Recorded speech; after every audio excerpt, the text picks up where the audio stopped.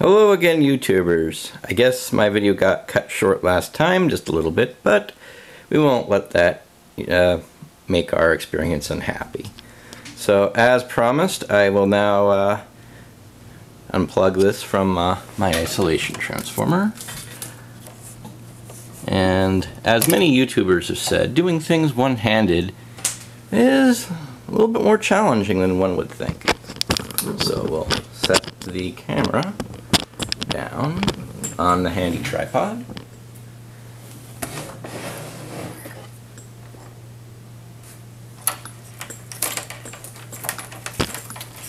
Remove our speaker plug, which doesn't have a connector. And well, I can get away with not removing the antenna for now, so I won't. So there's our plug.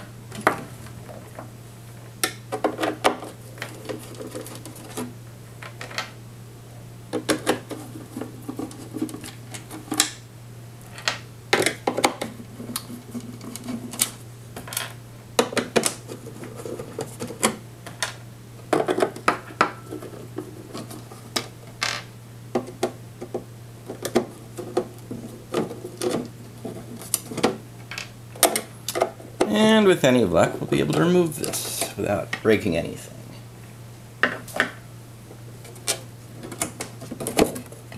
Oh, as I'm sure a few of you realized, I was busy trying to break stuff. So, there we go. Set that aside. And when I initially saw this thing at the thrift shop, the first thing I noticed was that bright red Plessy branded capacitor. That did not fill me with confidence. That's why I decided to just plug it in and see what happened. And again, you know, was just very surprised that the darn thing worked at all. Never mind, worked pretty well. So we've got an old you know, multi-section electrolytic, and pretty much that's all. Transformer on there, and chassis is marked here, RVZ 274324, and then a 4. And I think that's a 01 there, but you know, I'm probably wrong. And the side of the part that goes to the antenna on the tuner says 220. So the speakers all have little codes on them as well. Let me see if I can get that right.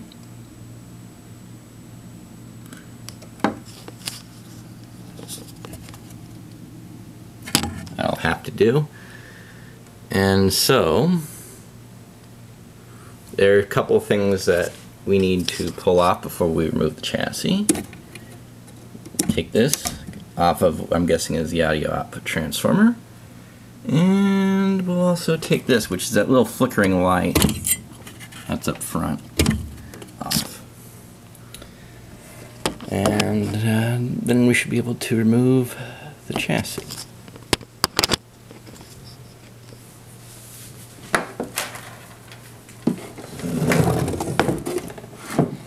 Let's see how that looks. That'll be fine.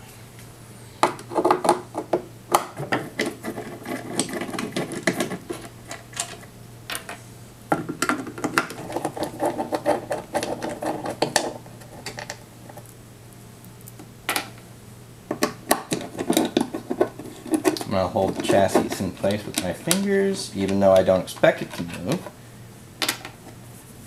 I just don't want it to anyway.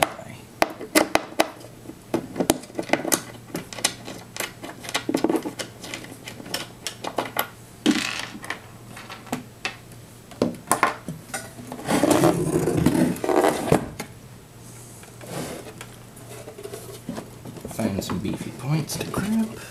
Oh yeah, a few of you astute people will realize that I forgot to do something very important. So, you know, just like YouTube videos is, we'll continue right on. We'll do this with mistakes and all. Got ahead of myself.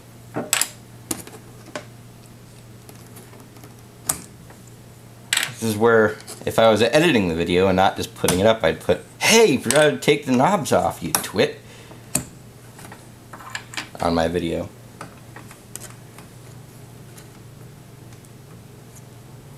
There we go. Knobs are now off. I'll bet that'll make removing this chassis easier.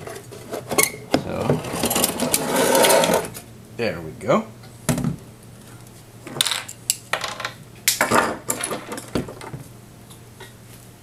So now we can set this aside.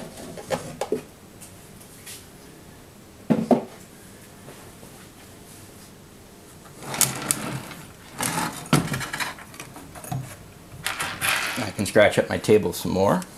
That's okay. And here's our chassis. So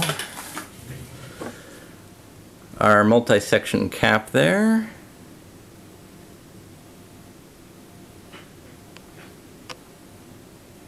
Appears to have a date code on it of 6650. So maybe it's not quite 1965, but it's close enough. Close enough for government work. So let us get on the other side of it and turn it around so I can have a better seating position. There's our dial cord. Ah, there. That's why our pilot light's not working, because there isn't one. Isn't that amusing? So, that explains that. Have to remove my tripod adapter. And let's take a look at the bottom of this thing.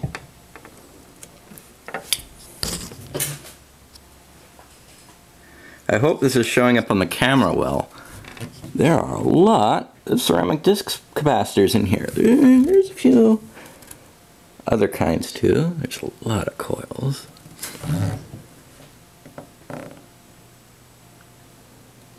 But nothing really looks exploded in here. Let's get some light on this. Let's get some light on this here.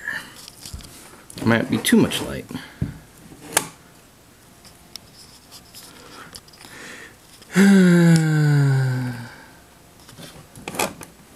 Made in England. Electrolytic capacitors made in England. That does not inspire me with I knew we were going to see one of those or two of those in there. Those little plastic ones just like up top.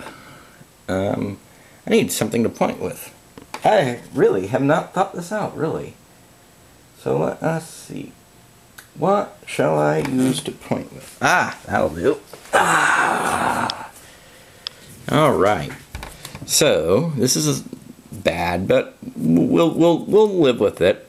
So, this one and this one, they both look worse for wear than the ones up top. But again, I don't see anything that's burned. I don't see anything that's really nasty. It's kind of interesting.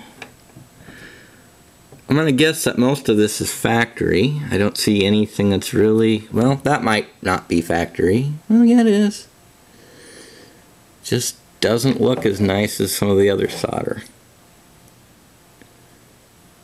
But, let's see. That's interesting. So we got diodes there.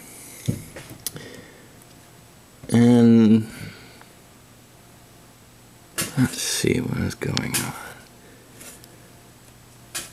Well, without a schematic, I'm probably as lost as anybody, but I think I picked up a pretty good set for 10 bucks. So that's my story, I'm sticking to it. So that's what the inside of this chassis looks like. And we'll flip it around one more time to look at the top of it.